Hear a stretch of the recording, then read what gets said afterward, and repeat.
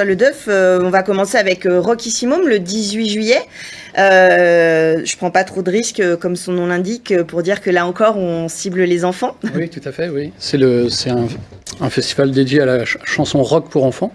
Donc on va fêter les 38 ans, c'est la 38e édition déjà cette année, donc il est bien implanté sur le territoire.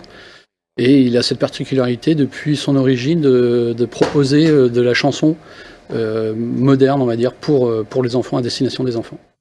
Et un peu rock aussi, c'est-à-dire que ça a un petit peu la réputation d'être je vais schématiser, mais un festival comme les adultes, mais pour les enfants, c'est-à-dire que c'est pas forcément, pour le coup, un festival, c'est un festival adapté aux enfants, mais pas avec une programmation forcément, comme on peut l'imaginer, de contes ou autre. Voilà. C'est un peu orienté, comme son nom l'indique, musique actuelle. Il a souvent été nommé le Woodstock des enfants, c'est-à-dire qu'il a la même infrastructure qu'un festival pour les grands, entre guillemets.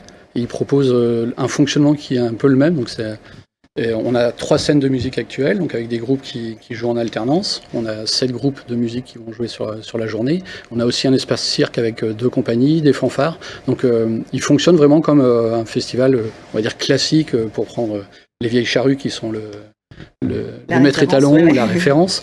Et ça a toujours été son axe de travail. D'accord. Alors moi, j'ai du mal à comprendre, et c'est pour ça que je vous pose la question.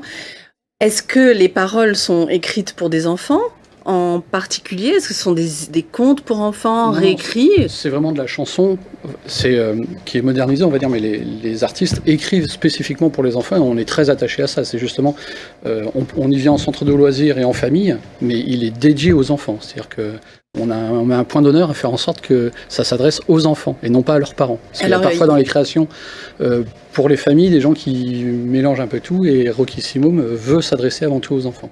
Donc on est attaché à des artistes qui s'adressent avant tout à eux. Et alors, par exemple, évidemment, on a plein de littérature pour enfants. Il y a des adultes qui ont des clubs de lecture pour enfants.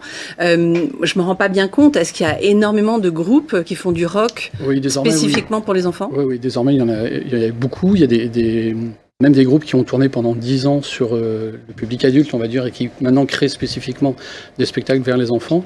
Et autant Rockissimum a été précurseur à ses débuts sur cette nouvelle scène-là, autant maintenant il y a vraiment une grosse proposition à l'année, et on le voit aussi parce que nous on gère aussi le centre culturel, la scène conventionnelle de Sablé-sur-Sarthe.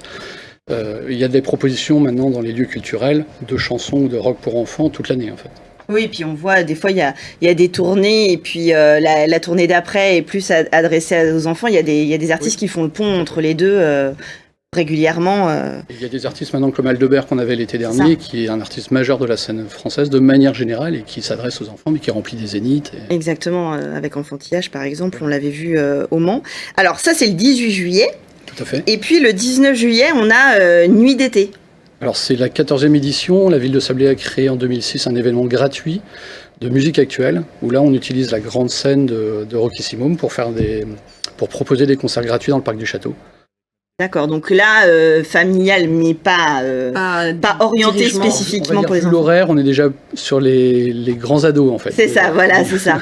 Et là, du coup, quelle est la programmation de cette année? Alors, on a étoffé cette année, on fait 3 groupes sur la grande scène, plus une fanfare Balkanic Orchestra qui sera là dans le parc du château en animation.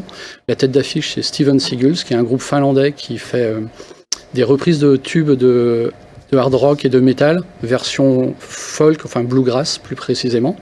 Donc c'est un groupe qui s'est implanté sur la scène internationale depuis 2-3 ans, qui est très énergique et il y a une particularité de réentendre des tubes de Metallica ou d'ACDC version folk. Mais c'est ça qui est toujours fascinant, c'est qu'une bonne chanson reste une bonne chanson même en version acoustique. Oui, tout à fait. Et puis du coup, ça parle aussi à des publics qui n'iraient pas forcément écouter et qui s'aperçoivent de la qualité de la chanson, mais c'est plus facile à entendre quand c'est pas...